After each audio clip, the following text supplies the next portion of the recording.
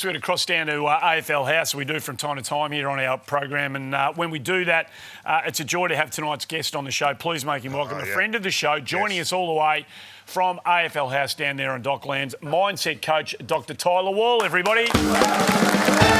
Namaste, Andy. Namaste to you all. No, it's very nice for you to join us, Namaste. Doc. Hey, give us an idea. A lot of people are going to watch this and they're going to be inspired by you. How does one become a mindset coach? Thanks for that, Andy. You're a great contributor, and I'm really looking forward to this journey of discovery. Thank you. People think it's easy to become a mindset coach, but it takes a huge amount of application, yeah? For example, to become a surgeon takes years of study and hard work.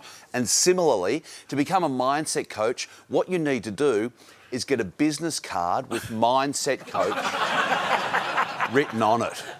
The disappointing thing is a lot of people say mindset is new age fake science, but I've been mentored by probably the greatest scientific mind of our time, Belle Gibson. The way she cured herself from a non-existent illness, that was incredible. It was a world first.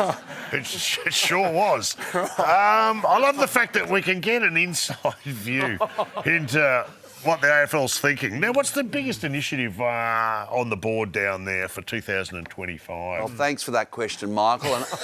And I can't wait to get to the nub of the issue. All right, yeah. Good. Globally, there's so much external gloom, creating a lot of internal gloom with Trump and wars and the state of the world. We need something to look forward to, yeah? So, to bring joy and universal happiness, Michael Voss has provided us with Carlton's game plan. That's a great... I feel free. Carlton kicking themselves out of the game really helps to alleviate cost of living pressures. Feel the joy. I love how he calls you Michael. I know. Honest. I feel like I'm in trouble. Hey, Tyler, we just saw Rumman, the Tassie mascot, and it's a fantastic thing. I love Rumman. How is the whole situation down there in Tasmania, though, at the moment? Well, Richo, you're a Tasmanian, and I know this is important to you and close to your heart. And I do love that as a supporter of the Tassie Devils, Richo, you have shown your allegiance to that great state by living in the renowned northern Hobart suburb of East Melbourne. As we know, Tassie is vital for the health of our game. To have an overseas ethnic group bring their traditions and culture and their haircuts to our game is fabulous and should be celebrated. But we need to change our mindset towards the Apple Isle and call out nasty and baseless Tasmanian stereotypes when we hear them. They're just not true.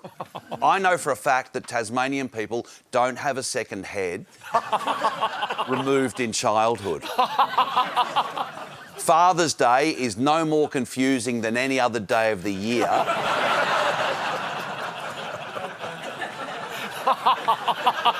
Yeah?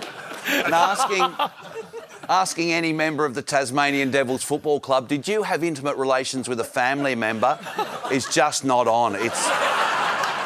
It's offensive to both the player and the family member they probably just had sex with. Dr. Wall. Doctor. There's a lot of positivity coming out here tonight. There's some life lessons here for all of us. Absolutely. Doctor, there's been some big contracts signed off of late. Is this kind of money putting too much pressure on too many of our young players? This is serious stuff, Andy. Yes, it is. Sorry.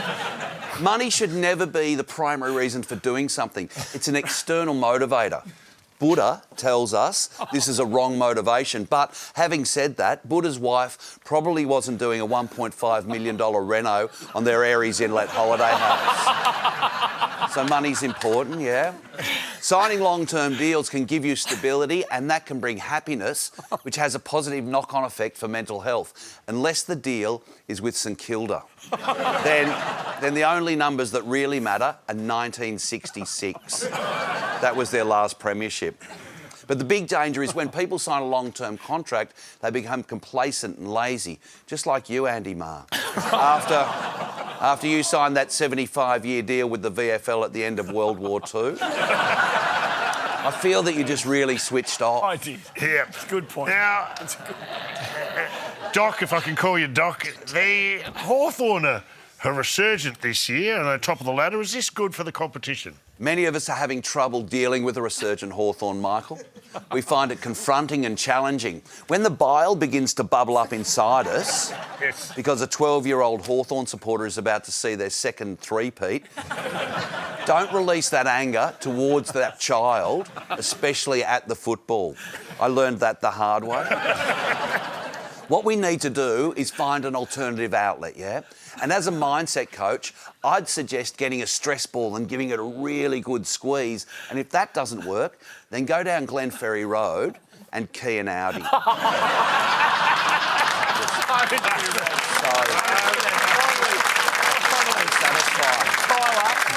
Tyler, a lot of people. I'm writing that down. A lot of people are invested in you personally, having watched you on this show. How do you see the year unfolding for you? Well, I love being here at AFL House because it's all about working with people, helping people and saving people. So I guess you could say I'm life-saving. But I, Dr. Tyler Wall, also love people's life savings. Yeah? Doctor, thanks for joining us. Good man, It's a delight to have you. Good man. Thanks for joining us on the show. Doc, it'll be great to have you back on the show at some stage. We're all wiser for your contributions. Great to see you in the studio. Yeah. If you Well, let have me it. transport to an alternative reality. Okay, right. Oh, no, here he comes. Dr. Tyler Wall. Dr. Tyler Wall. Look at him there. There he is. There he is.